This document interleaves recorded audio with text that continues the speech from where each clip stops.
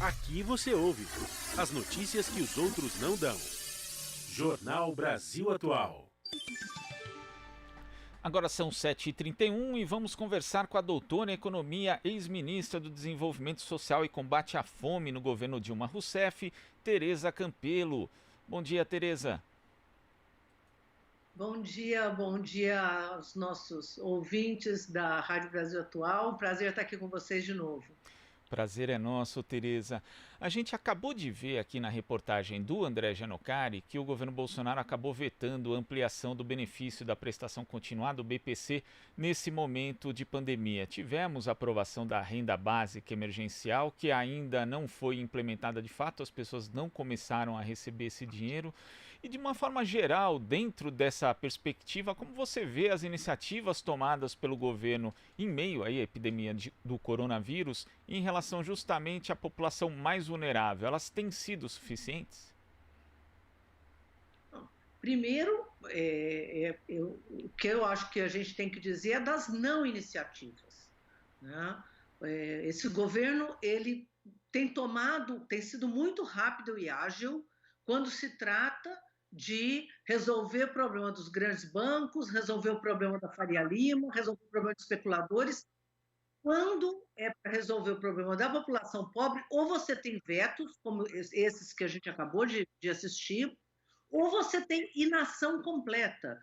O caso da renda básica emergencial é um caso típico onde as oposições, o Congresso Nacional tomaram iniciativa, porque se dependesse do governo, a gente estava até hoje sem projeto de lei. Então, isso não foi uma iniciativa do governo, né? Ao contrário, o governo lá no começo de março disse que ia pagar R$200 para quem não era do Bolsa Família, que era o pessoal do Cadastro Único, nunca mandou projeto de lei, nunca baixou medida provisória, bastava baixar uma medida provisória, podia estar já se organizando para pagar desde março, né?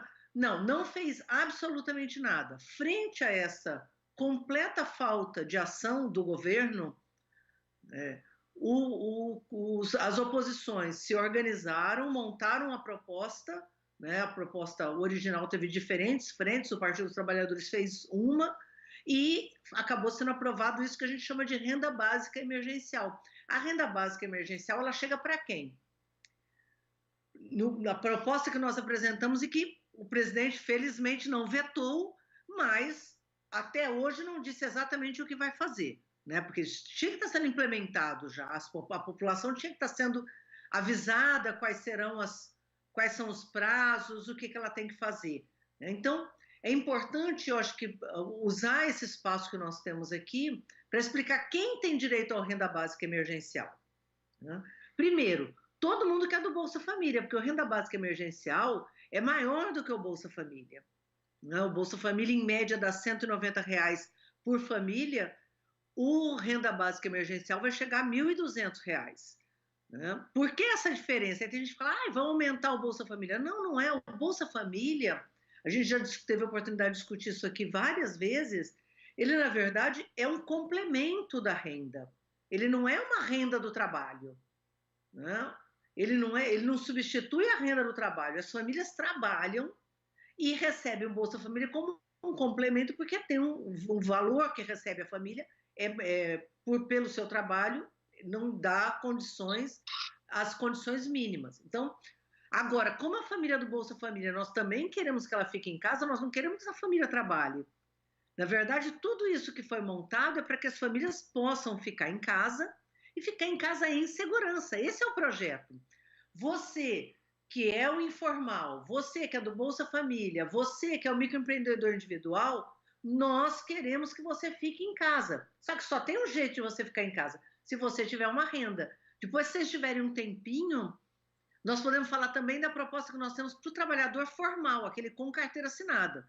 Mas vamos falar primeiro desse projeto. Então, foi aprovado o Renda Básica Emergencial, que chega em quem? Público do Bolsa Família, quem é do Cadastro Único, quem não é do Cadastro Único, mas é o informal, o autônomo, trabalha por conta própria. A gente tem vários nomes para isso no Brasil, né? E o microempreendedor individual. E quem está desempregado. Então, essas pessoas que não estão no Bolsa Família, que estão no cadastro único ou que não estão, têm direito ao renda básica emergencial e o governo até agora não explicou como ele vai garantir que essas pessoas recebam imediatamente. E é importante lembrar que não adianta, esse dinheiro tem que chegar logo, porque as famílias estão em casa e já estão sem dinheiro.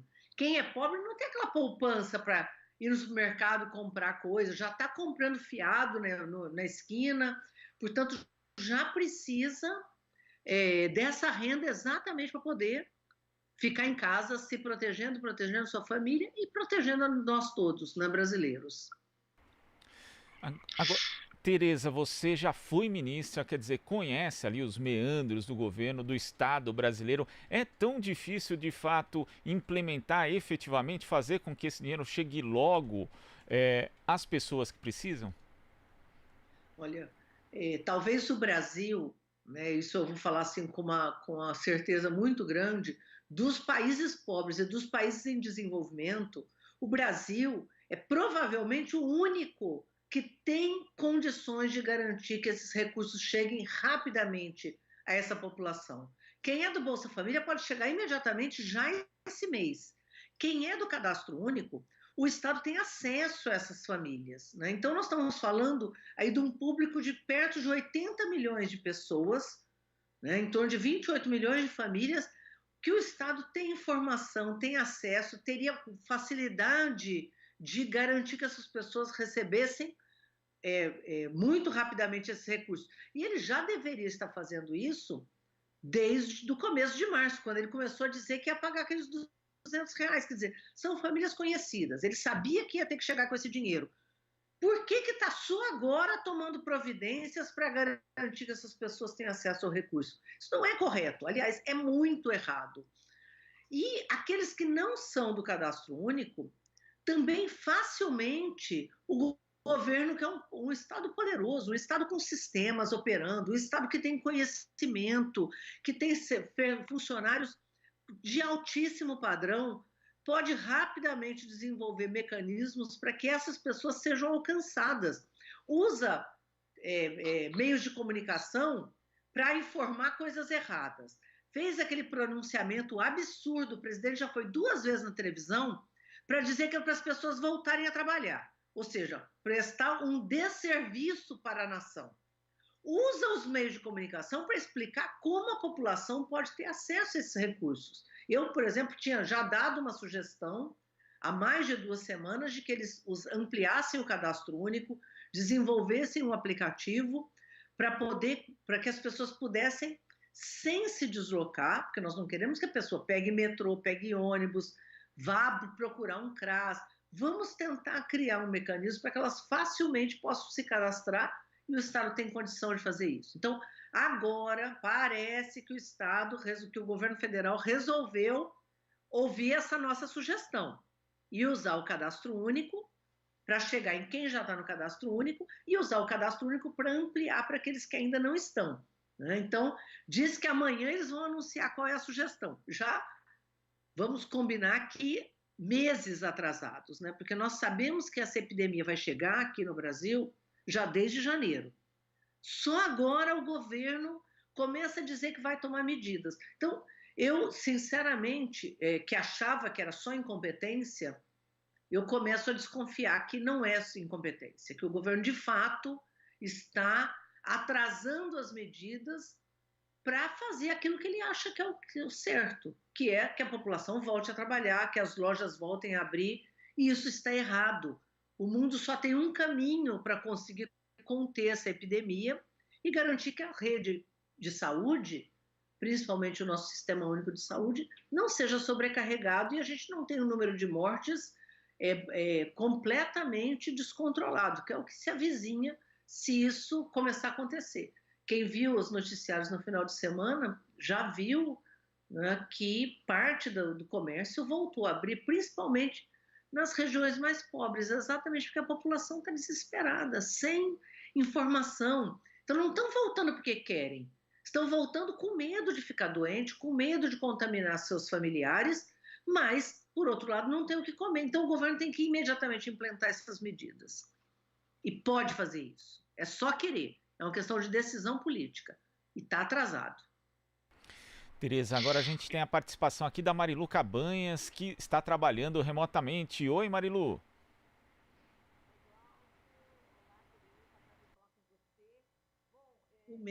Você falasse justamente dessa questão do substitutivo global, né, em relação a esse projeto do governo, né, em contraponto ao projeto do governo, que inclusive está sendo aí encaminhado pelo Jacques Wagner, né? Então, economistas, professores elaboraram, né, esse substitutivo, e eu queria que você falasse sobre ele nessa questão, né, de quem ganha até 3 salários mínimos e quem ganha acima dele, não é isso, Tereza? Conta pra gente. É isso mesmo, Marilu. Então, só para posicionar um pouco os nossos ouvintes, né? Então, na verdade, nós estamos propondo, você tem que ter uma solução global para o assunto. Tem aspectos na área de saúde, né? Então, investimento em saúde, em ciência, em tecnologia, para que a gente possa ter leitos, ter medicamentos, ter respiradores. Isso é uma grande frente. Mas tem a frente da economia. As pessoas precisam ter uma renda para poder cumprir essa medida que é a medida de isolamento, de distanciamento social e de que quem não precisa sair para trabalhar, fique em casa, como você está em casa, eu estou em casa, e a maioria dos brasileiros querem ficar em casa também. Então, nós estamos propondo 3 grandes medidas.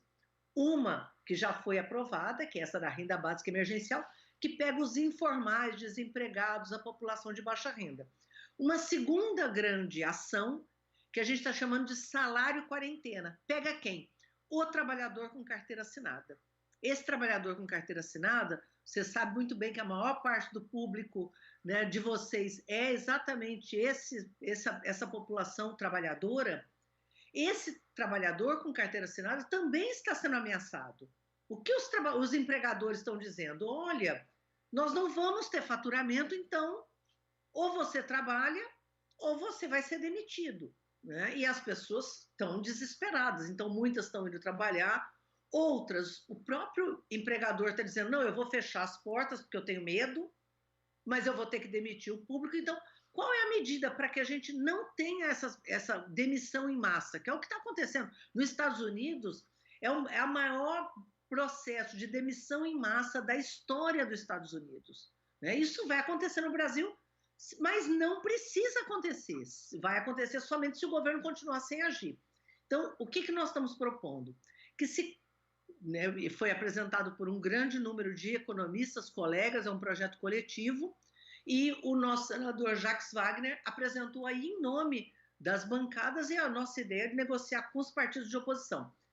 Todos os trabalhadores com carteira assinada terão direito a receber um valor, certo? Esse valor vai variar dependendo do valor do salário, porque não tem cabimento a gente cobrir um salário de 15 mil, 20 mil, mas todo mundo vai ter direito a receber um valor, mas nós vamos diferenciar esse valor de acordo com o salário e de acordo com o tamanho da empresa, né? Então, pegar minha cola aqui, ó, Marilu, porque o projeto é grande, não, e é interessante explicar ele para garantir que as pessoas de fato entendam, né? Porque ele é um projeto que ficou muito interessante. Então, quem está numa micro e pequena empresa, né? Numa pequena que a gente chama que é a empresa do Simples, né? É um trabalhador e a empresa é do Simples e ganha até 3 salários mínimos, a nossa proposta é que o Estado pague 100% do salário e garanta que essas pessoas continuem tendo esse valor, ao contrário da proposta do governo, que que a pessoa vá para o seguro-desemprego, certo? E, portanto,